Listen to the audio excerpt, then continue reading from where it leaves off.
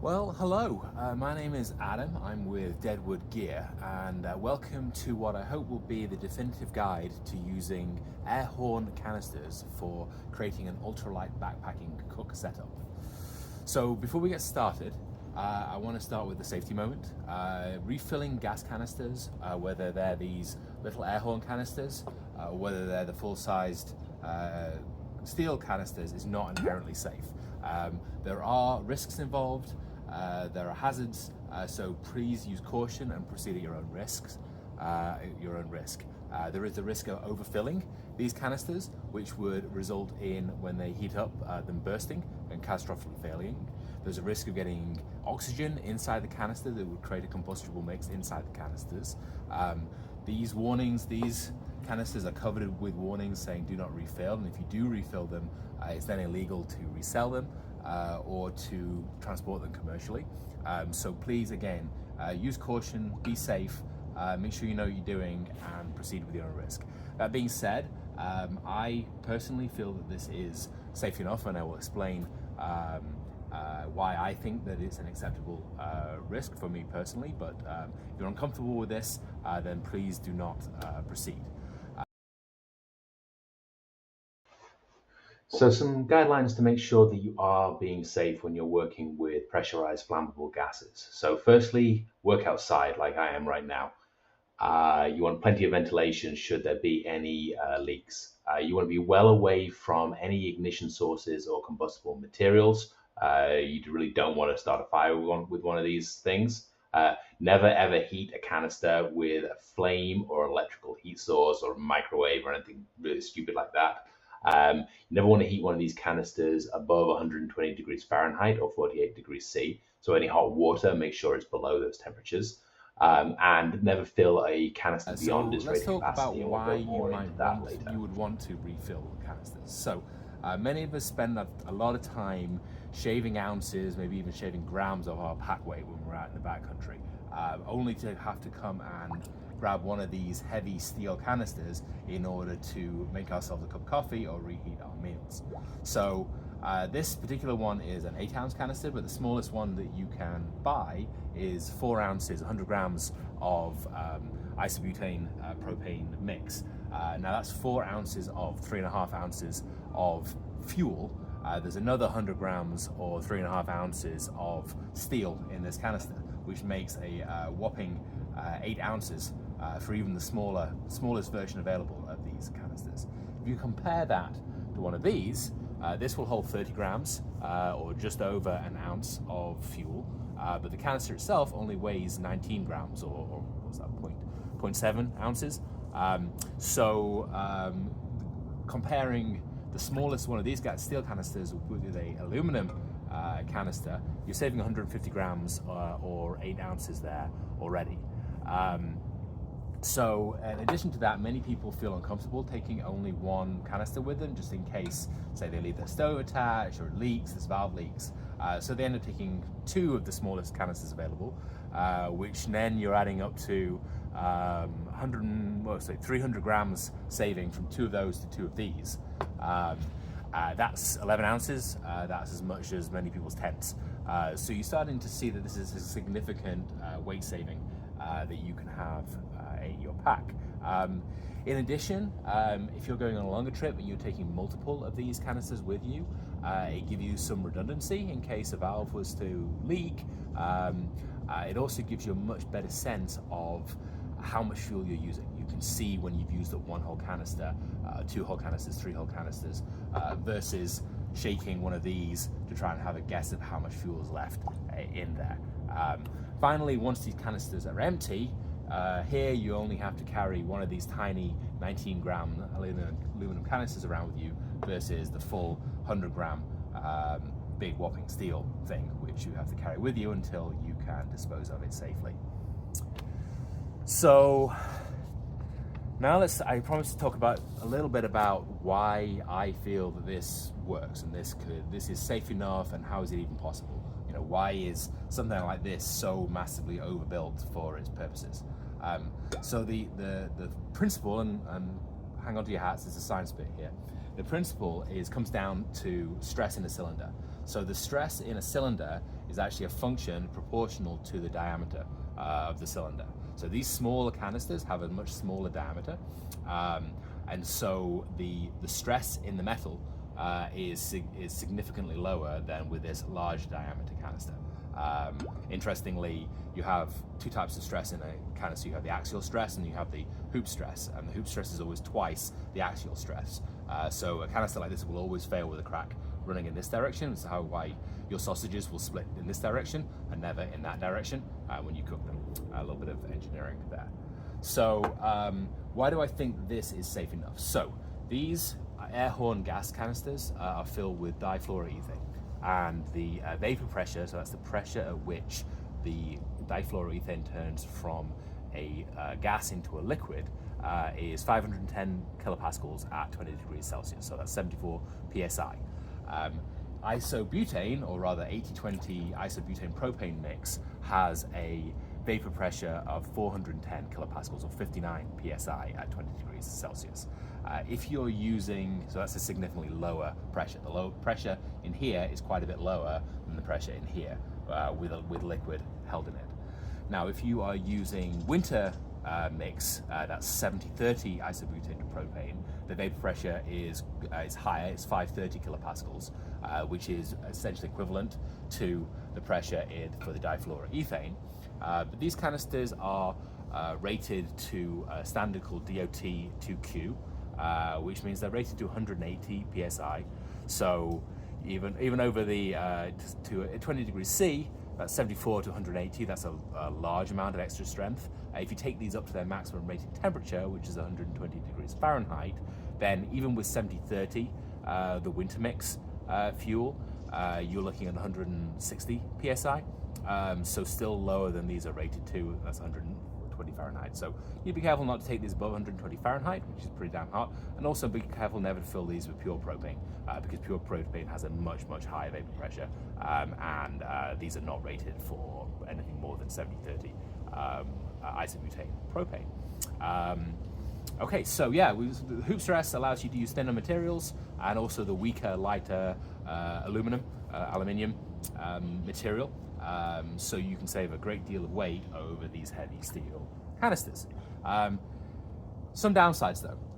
So the downsides of these canisters, I think the most obvious one would be these are very thin, so they make not a very stable cooking surface when you have a pot resting on top of there that is wobbling all over the place. There are solutions to that though, and I think the best solution is getting a stand, something like this. So you can go online and download a plastic stand and 3D print it, a very basic one, or you can look at something like this from Deadwood Gear, which I make and designed. So this not only acts as a nifty stand to create the base height, it also allows you to nest these canisters into here together with 3 of its friends.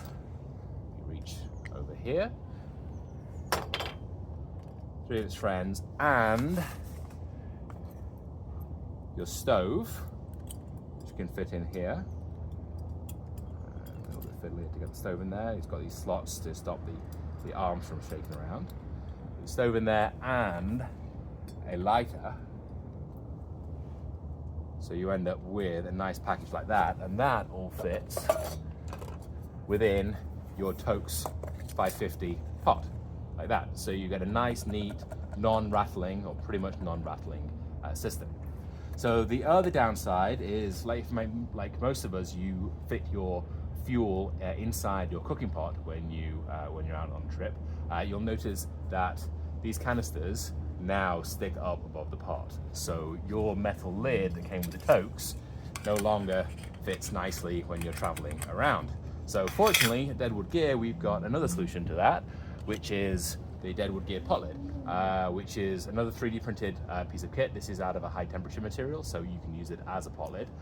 But this fits neatly onto the top of the lid here. It's got a bit of extra depth and recesses for the canisters, so it will fit nicely into the top here.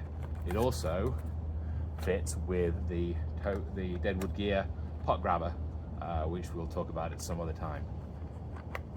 And that fits together like that. so it will hold together nicely. Now these stands are available in a variety of different configurations. You have ones for a smaller pot. Should you use a Totes 450 pot for your system?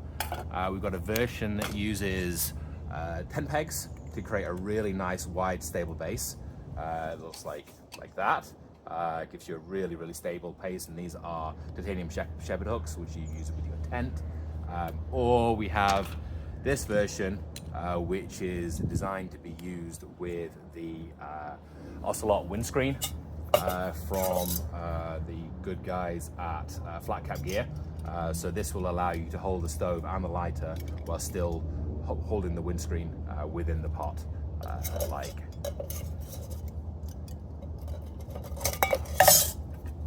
that. Okay, so now let's get into the process of how you fill these up, or how I fill these up in a way that I believe to be safe enough. So here's what you're going to need. You are going to need an Airhorn canister that you can buy from the internet. I'll post a link for this particular, which I know type of canister, which I know is compatible with this process. You will need the horn that it came with.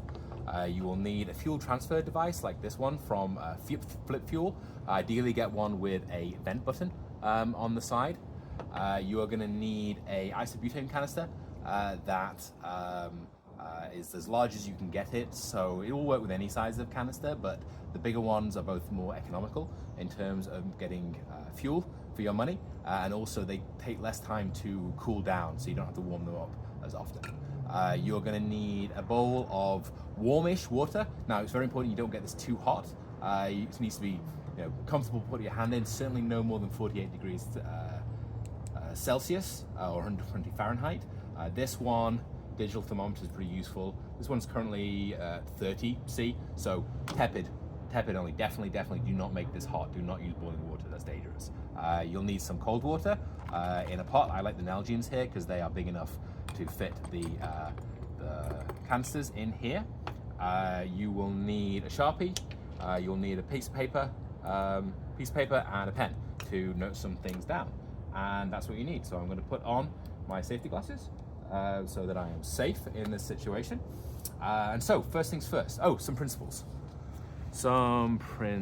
So you want to get rid of all the difluoroethane in these canisters. So if you burn difluoroethane, it produces HF, which if that dissolves in water, you get hydrofluoric acid, which is really nasty stuff. You do not want that anywhere near you. Definitely don't want to be breathing it in. So you want to make sure that you've replaced all of the HF, or all of the difluoroethane in these canisters with gas. Fortunately, difluoroethane is heavier than gas, and both gas and difluoroethane are heavier than air, so that becomes important as we go forward. Second principle, you want to avoid getting any air into this canister, which could create a combustible mix inside the canister. Thirdly, and this is probably the most likely to go wrong, is you want to avoid overfilling these. So you need to make sure you keep some air space. If you fill these all the way up with liquid and then the temperature rose, the gases would try to expand and there'd be nowhere for them to expand into, and it potentially could burst. So these canisters are 1.4 ounces or 40 grams of difluoroethane.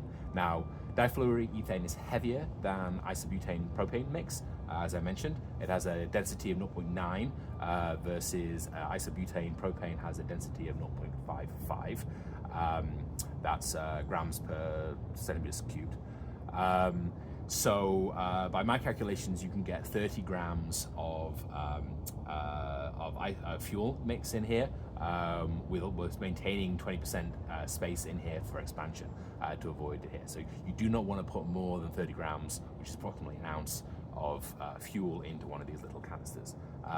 And the last principle is you want to avoid, you want to minimize the number of connections and disconnections that you make while you're filling these things up. So these Lindell valves are only rated for 50 connections and disconnections. Now in reality, they'll take a lot more than that, but they won't last forever. Eventually they will wear out and they will start to leak and bubble. through this process. So where are we at? Okay, so the process of going through this system. So first things first, you want to empty out the difluoroethane from the system. So I think the best way of doing that is using the Airhorn canister that it came with. So you can make that connection here. To save everyone's ears, there is a little trick that I found, which is if you unscrew the back here,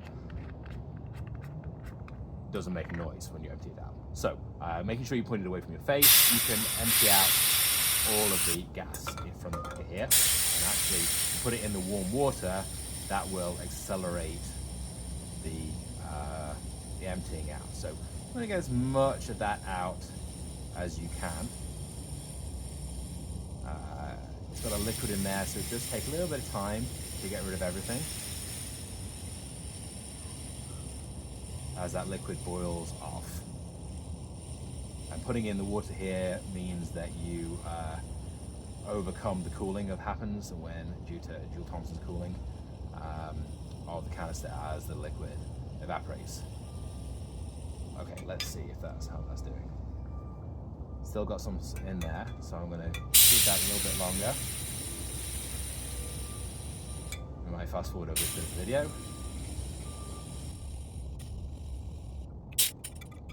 Okay, so that is now depressurized and empty. So this is where we want to attach the flip fuel device. You want to attach it with the in label. You want to make sure that valve's closed. Attach it with the in label attached to this canister, which is the one you're putting the fuel into. And then you can take your lightly, gently warmed fuel canister and screw that into the other side. So as I mentioned, you want to avoid getting air into the system. So a trick that I always do is whenever I screw or unscrew these connections, I give it just a little bit of the vent button, just to get rid of any air that's in that system. So I'm going to now put a little bit of gas into this system. Don't need a lot, you just need a little bit. And then fill that up. So then you turn that upside down, and as I mentioned, the difluoroethane is heavier than the gas. So the propellant, the old propellant, should be going down to the bottom of the system. So you then use the vent valve. You can drain that out, and that should be mostly the propellant that's gone in there. Tip it back over again. Give it another little bit of fuel. Close that off. Turn it over, let it settle down, and then expel any gas that's left in there. Okay, what you want to avoid is reducing the pressure all the way down. So you want to cut that off before it stops flowing completely, because you don't want to give the opportunity for any air, which is likely to come back through the valve and come up and fill this full of air. So right now, this should be a lightly pressurized, or a very, very small amount of gaseous isobutane and no no difluoroethane. So this is the point where you want to get your measurement of your weight. So unscrewing that valve there, emptying the scale, it's set to grams, and I'm going to measure the weight of this. So the right now is 54 grams. So I want to note down 54 grams. And I do not want to put more than 30 grams in here. So that means that the maximum weight of this should be 84 grams once it's filled up. Okay, so I'm going to put this fuel back in the warm water. I'm going to put this guy in the cold, just for a minute. Let that cool down. Okay. Now we're going to heat this up. Screw this on here, and we are going to open this valve. Keep that in the water so that it stays cool on the lower side. I'm going to open that all the way to let the fuel go in. And we're going to close it off. We're going to unscrew this. And we're going to wait again. So that right now is 85, which is pretty much bang on. What I'm going to do is going to give it a tiny little vent. What they'll also do is clear out any air that's got in. The air will sit on top of the gas, and we'll clear that out. So we'll give it a tiny little bit of a vent. Wait again. Still 85. 84.